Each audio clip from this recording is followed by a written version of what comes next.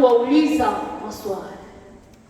Tukio hili linaonyesha jinsi alivyojengwa katika mazingira yaliyothamini mambo ya Mungu tangu utoto wake.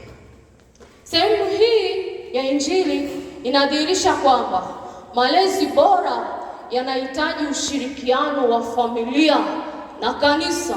Malezi bora yanahitaji ushirikiano wa familia na kanisa. Bwana Yesu asifiwe. Amen. Bwana Yesu hakulelewa katika mazingira yaliyokosa mwelekeo, bali katika familia iliyomcha Mungu na iliyomfundisha umuhimu wa ibada na ushirika. Hekalu palikuwa ni mahali pa kujifunza, kukua kiroho na kutambua kusudi la Mungu katika maisha yake. Wajibu wetu katika kutoa malezi bora kwa watoto na vijana. Wajibu wetu katika kutoa malezi bora kwa watoto na vijana. Katika mazingira yaliyoainishwa hapo juu, sisi sote tunao wajibu wa kuweka malezi bora kwa vijana kama neno la Mungu linavyotuelekeza kwa kufanya yafuatayo. Moja, wazazi au walezi kuishi kwa mfano na kutoa malezi bora. Wazazi au walezi kuishi kwa mfano na kutoa malezi bora. Changamoto kubwa ya siku hizi si kwamba vijana hawampendi Mungu, bali mara nyingi hawapati mifano ya kutosha kutoka kwa watu wanaofuata Mungu kwa uaminifu, kutoka kwa wazazi na walezi. Wakati mwingine tunataka watoto wasali, wakati wazazi wenyewe hatuna muda wa maombi. Tunataka waende kanisani, wakati wazazi wametanguliza mambo mengine. Ila neno la Mungu linatukumbusha kuwa malezi yanapaswa kufanywa kwa vitendo na wazazi na walezi, kwa kuwalea watoto katika njia za Mungu. Bwana Yesu asifiwe. Kwa kuwalea watoto katika njia za Mungu, vijana kujifunza kumtegemea Mungu, na kanisa na Wakristo na viongozi wote kuwa mfano bora kutawasaidia vijana kukua kiimani. Bwana Yesu asifiwe. Kama neno katika Mithali mlango ule wa 22 mstari ule wa 6 linasema, mlee mtoto katika njia ipasayo, naye hataiacha hata atakapokuwa mzee. Jambo la pili, kuwasaidia vijana kujifunza na kukua kiakili na kiroho. Kuwasaidia vijana kujifunza na kukua kiakili na kiroho. Umri wa ujana ni umri wa maswali. Vijana wana maswali mengi ambayo wanahitaji majibu, wakati mwingine hukosa, au wakati mwingine hukosa maelekezo sahihi na kuishia kujiamulia njia rahisi ambayo mwishoni ni maumivu mengi. Ila neno linatuambia Yesu akiwa kijana alikuwa na hamu ya kujifunza. Aliuliza hekaluni, hakukimbia mafundisho ya Mungu, hakukaa mbali na nyumba ya Mungu. Alisikiliza, aliuliza na alikuwa kiimani na kiroho. Bwana Yesu asifiwe. Hakukimbia mafundisho ya Mungu. Na hii ni picha ya kijana aliyelelewa vizuri. Lakini vijana wetu wanakabiliwa na maswali mengi. Mimi ni nani? Maisha yana maana gani? Nifanye nini baada ya shule wakati siwezi kupata ajira na nilichosomea? Nitamchagua nani kuwa rafiki, mchumba au mwenzi?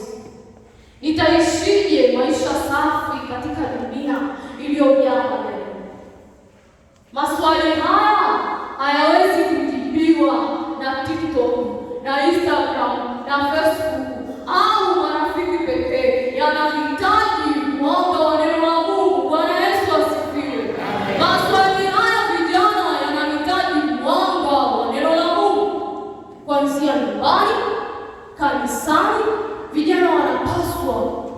kufundishwa kumcha Mungu, kujitambua, kufahamu kusudi la Mungu kwenye maisha yao, wakiwa na uwezo wa kutofautisha mema na mabaya na kufanya maamuzi sahihi. Bwana Yesu asifiwe.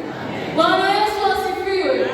Matokeo ya malezi bora ni baraka kwa vizazi vingi vijavyo. Matokeo ya malezi bora ni baraka kwa vizazi vingi vijavyo. Katika somo letu tumeona maneno haya. Yesu akazidi kuendelea katika hekima na kimo, akimpendeza Mungu na wanadamu. Haya ndiyo matokeo ya malezi bora.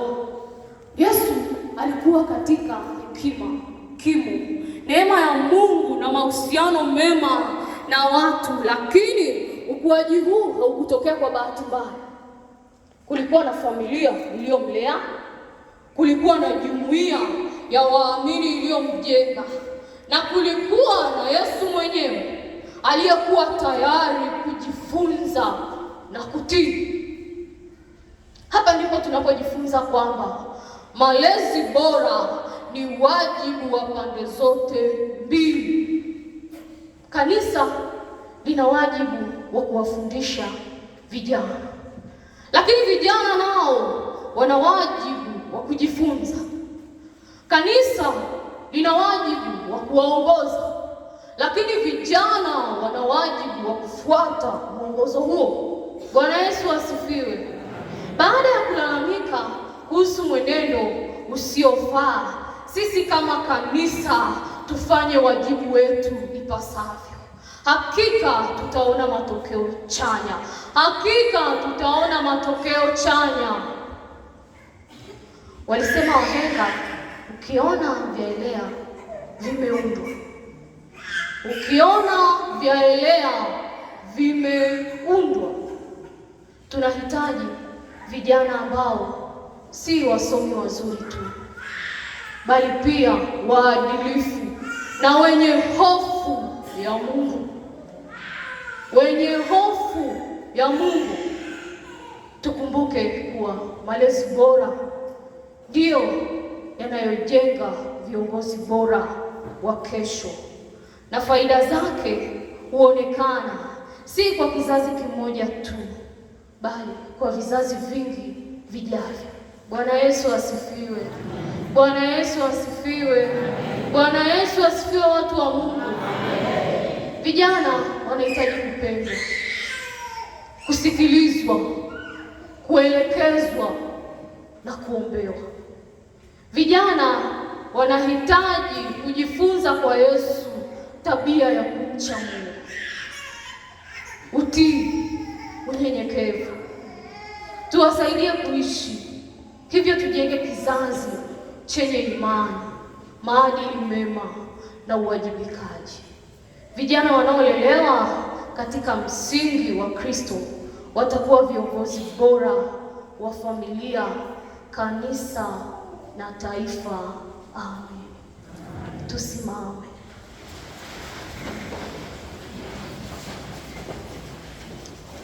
Hebu chukua nafasi hii, sema neno moja tu kwa ajili ya vijana.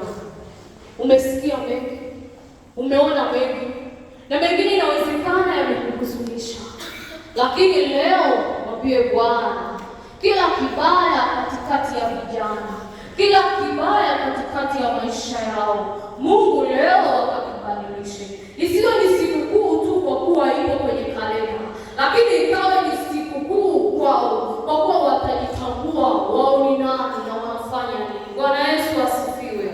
Twende mbele za Mungu. Mzazi mlioko hapa, sisi ni vijana, omba kwa ajili ya sisi vijana.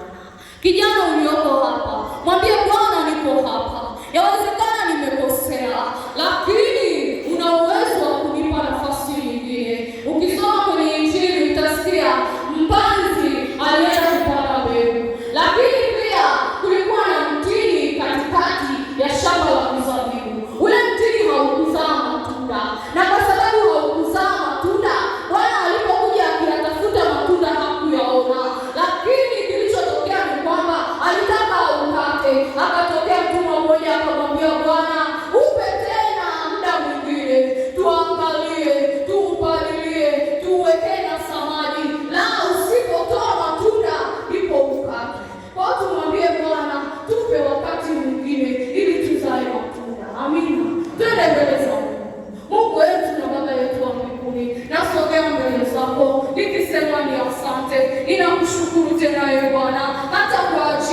vijana, hata kwa ajili ya wazazi wetu.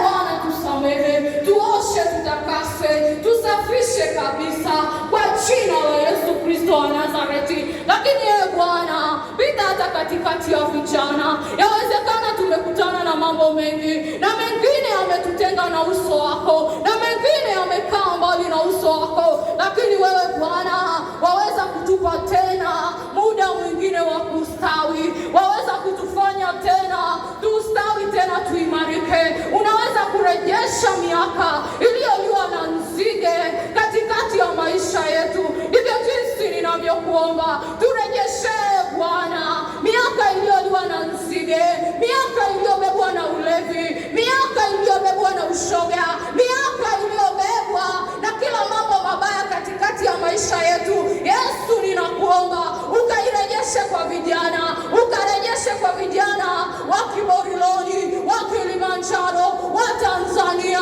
wa mtu mmoja baada ya mwingine, wa kijana yoyote aliyoko eneo hili, kwa jina la Yesu na kwa damu ya Yesu. Yesu, kutana na kila mmoja. Yawezekana kijana huyo ana maswali mengi, yawezekana ana mambo mengi, lakini Bwana ukawe jibu katikati ya maisha yake. Na inawezekana yupo mzazi anayelia kuhusu kijana wake, anayelia kuhusu maisha ya kijana yake, ila Yesu, wewe ambaye ulikuwa na uwezo wa kubadilisha mambo, ulikuwa na uwezo wa kuponya wagonjwa, ninakuomba ukakutane nao. Pita katikati ya hao wazazi, ganga hayo majeraha, ganga hayo Bwana hivyo vidonda, kwa kuwa wewe ni tabibu wa ajabu, ni tabibu mkuu.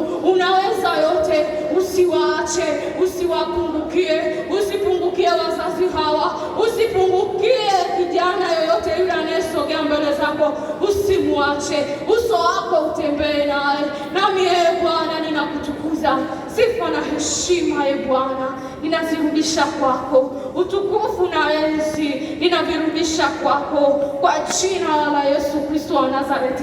Ninajua Bwana utaenda kufanya, utaenda kujibu sawa sawa na maneno yako, utaenda kutujibu kwa wakati, utaenda kutufanikisha, utaenda kufanikisha wazazi wetu, utaenda kumfanikisha kijana mmoja mmoja, kwa jina na kwa damu ya Yesu Kristo nikiomba na kuamini, amen.